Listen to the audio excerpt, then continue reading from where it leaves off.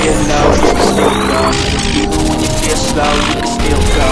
Even when there's no hope, you can still go. I never answer to no, man, I still go. Go, go, go, go, go, go, go, go. Brian Giles with Brian Giles MTG. And hoo-ha, we're back with more Avatar The Last Airbender spoilers for Magic the Gathering. Starting our list off right now, we have Volcano of Roku's Island, also known as Valakut the Molten Pinnacle, from the bonus sheet. It's a land that enters tapped whenever a mountain you control enters. If you control at least 5 other mountains, you may have this land deal 3 damage to any target. Tap it to add red mana. Well, that's gonna be a little fun to have. Especially, with all the mono red stuff going around.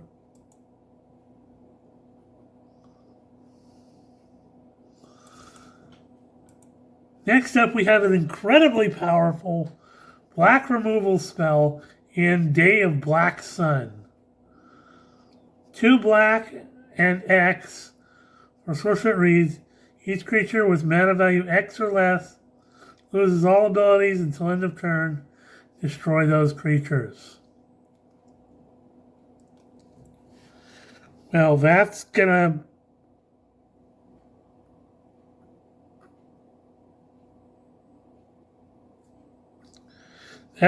suck badly. I mean, that gets around all the indestructible, hex-proof, all that. That's just nasty. Hoo-haw.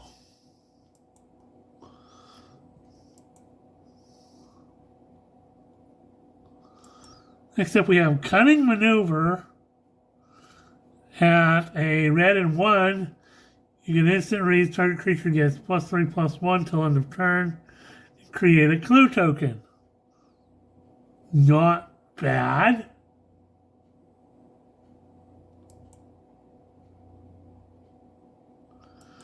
We have War Balloon. A red and 2 for a 4/3 vehicle with flying. And you can pay a generic to put a fire counter on this vehicle. As long as the vehicle has 3 or more fire counters on it, it's an artifact creature. And you crew it for 3. So you can pay mana into it to make it a vehicle, or you can crew it for 3. It's not bad for it's a 4/3 flyer for 3 mana. And you can make it an artifact vehicle without having to crew it too, so I'd say it's pretty solid value.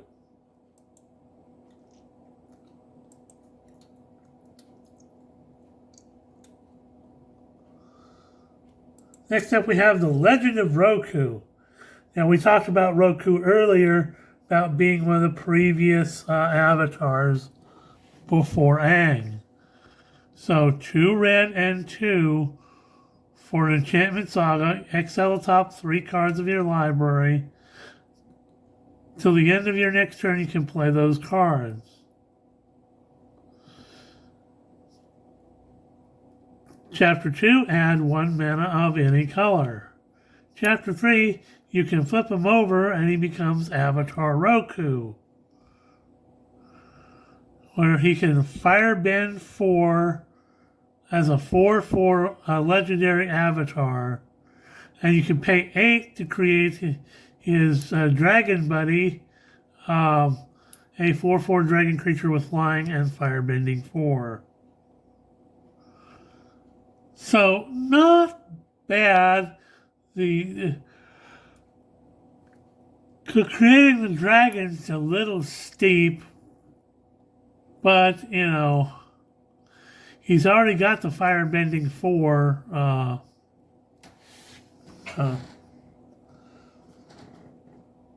And it's in red, so if you're playing a red theme, you could use him with some firebenders to bring out his dragon buddy.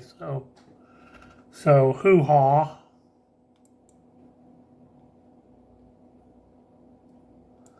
Next up is seismic sense. This is the kind of thing that Toph uses to kind of see and navigate. So it's a green mana for a sorcery lesson. Top X cards of your library, where X is the number of lands you control. You may reveal a creature or land card from among them, put it into your hand, the rest in the bottom of your library in a random order. This is pretty powerful, especially as you get later and later in game, you have more lands on the battlefield. Or if you're playing with something like a Shaya.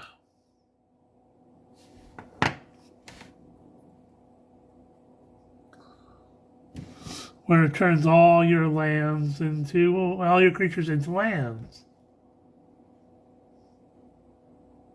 So hoo-ha.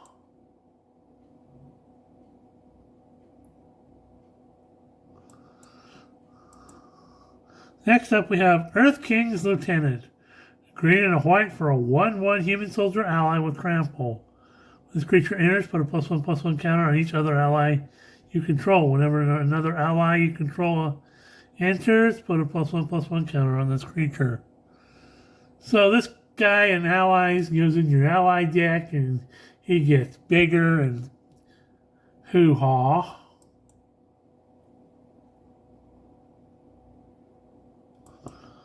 Hama the Bloodbender. So 3 hybrid blue-black and 2 for a 3/3 legendary human warlock. When she enters, target opponent mills 3 cards. Exile up to 1 non-creature, non-land card from that player's graveyard. As long as you control Hama, you may cast the exile card during your turn by waterbending X, where rather than paying its mana cost, where X is its mana value. That's just straight nasty. That's just icky.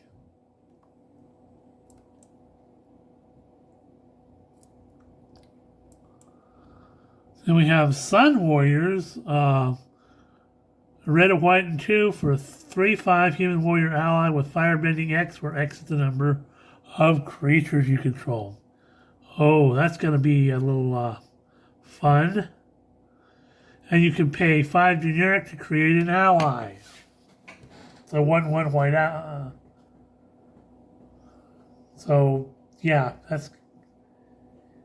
these guys are pretty decent, with 3/5 for 4 mana.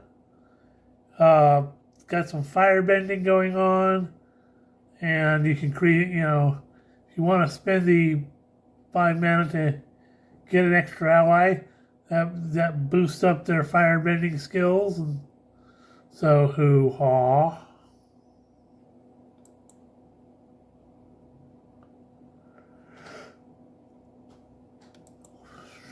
Next up we have Trusty Boomerang. Generic mana for an artifact equipment. Equipped creature has pay 1 and tap target creature, and return the Trusty Boomerang to its owner's hand, and you equip for 1. So not bad, playing, this was Sokka, and some of his equip skills are, it's gonna, this is gonna be like the thing.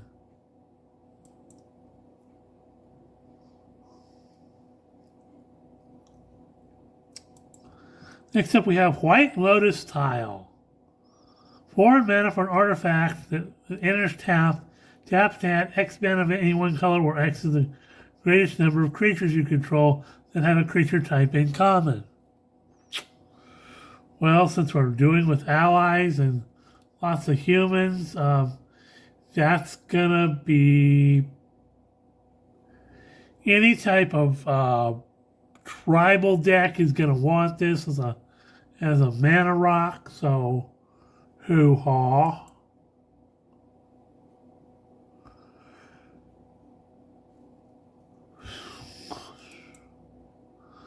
Wan Shi Tong Librarian. 2 blue and X for a 1/1 legendary bird spirit. Has flash, flying, and vigilance. When it enters, put X +1/+1 counters on them. Then draw half X cards rounded down. Whenever opponent searches their library, put a +1/+1 counter on Wan Shi Tong and draw a card. Man, that's just super powerful. It's as big as you want, and it's got flash, flying, and vigilance, and you get +1/+1 counters and card draw on them. So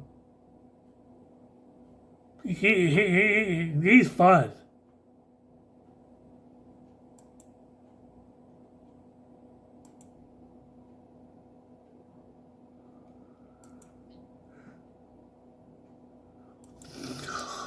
Next up, we have Ty Lee, Artful Acrobat. A red and 2 for a 3/2 legendary human performer with prowess. Whenever Ty Lee attacks, it may pay a generic. If you do, target creature can't block this turn. Okay, well that's decent. It does things.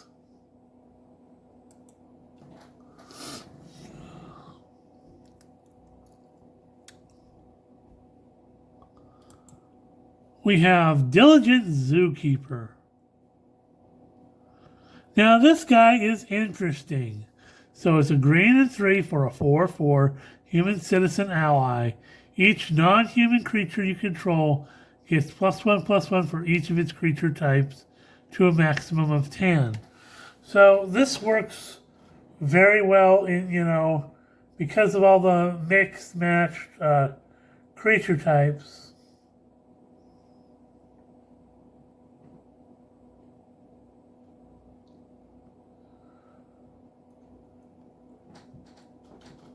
But it works also well in decks like, that come out of Ikoria and stuff like that, where you have a lot of those mixed non-human types.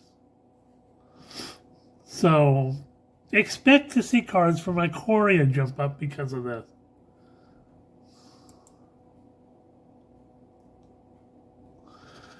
Next up is a crazy, powerful card in Boomy Unleashed. Now, we saw Boomy's companion, the Ape Goat, earlier. But this is Boomy. Now, Boomy appears like a crazy old man, but is actually a powerful earthbender. So, a red, a green, and 3 for a 5/4 legendary human noble ally. He has trample, and when he enters, you can earthbend 4. Whenever he deals combat damage to a player, untap all lands you control. After this phase is an additional combat phase. Only land creatures attack during that combat phase. Well, I can think of a couple of different cards. One specifically, a Shia, that would pair absolutely well with this guy. Turn all your creatures into lands, everybody untacks, and there's an additional combat phase, and goodbye.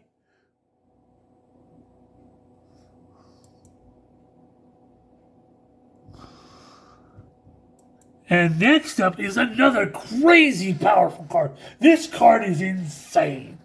This card is absolutely crazy, and it's going. I swear it's going to go to the top of the list in terms of value-wise because of what it does. This is Planetarian of Wan Chi Tong, our little spirit owl friend that we talked about earlier. 6 generic mana, a little steep for a legendary artifact, so you can pay 1 to scry 2. But listen to this. Whenever you scry or surveil, look at the top card of your library. You may cast that card without paying its mana cost. Do this only once each turn. Free spell that you can search for? I can think of some X-searching things like Silver Scrying that you can use to just search through scry through X amount of cards. And then you can put the card you want on top. Or if you're playing, even with, graveyard recursion with your surveil cards, you can put your best card on top and cast it for free. Yeah, that's gonna go over well. Yeah, this card is... People are gonna hate this card. So next up, we have some cards from one of the scene boxes. So this is Mai and Zuko. This is scene box that depicts things after the war is over at the end of the series. So Mai and Zuko is Grixis is blue, black, red, and 1 for a 3/5 legendary human noble ally with firebending 3. You can cast ally spells and artifact spells as though they had flash. That's kind of interesting and could be powerful as a commander. Next we have Aang and Katara. So, kind of a steep green, white, blue, and 3 for a 5/5 legendary human avatar ally. When they enter or attack, you can create X 1/1 white ally creature tokens where X is the number of tapped artifacts and or creatures you control. Okay, that's gonna do all sorts of interesting things.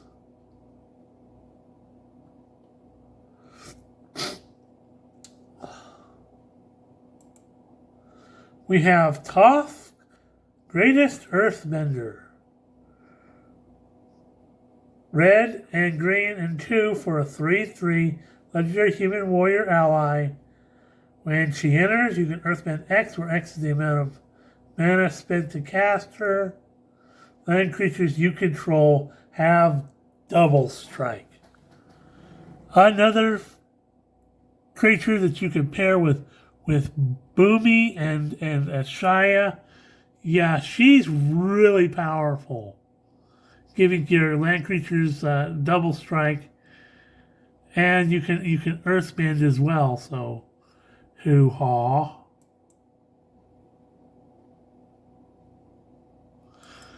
Next up is Momo's Heist. Momo is mischievous. Where's Momo? Where's Momo? Well, here's Momo. Momo's taking some stuff. So, a red and 2 for a sorcerer that reads gain control of target artifact. Untap it, it gains haste. At the beginning of the next end step, sacrifice it. Well, I'm just going to take your Washitong's planetarium, use it, and then I'm going to sacrifice it.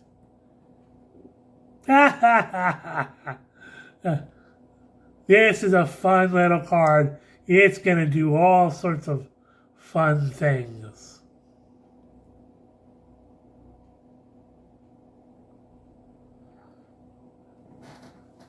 Oh, I'm going to grab your great hands and use it, and then I'm going to sacrifice it. Yeah, this card's going to be fun to play with.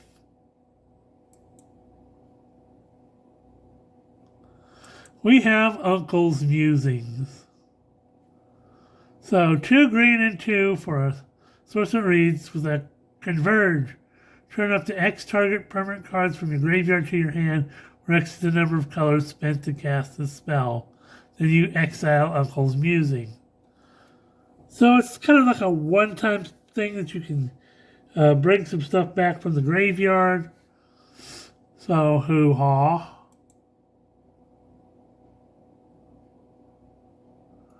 Next up, we have a card from the bonus sheet in Bribery. 2 blue and 3 for a sorcerer that reads.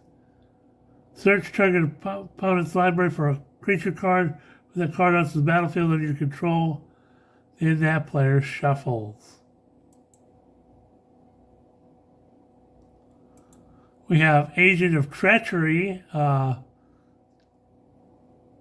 blue and 5 for a 2/3 human rogue. When this creature enters, gain control of target permanent. At the beginning of your end step, if you control 3 or more permanents you don't own, draw 3 cards. Okay, so there's some theft of stuff going on around.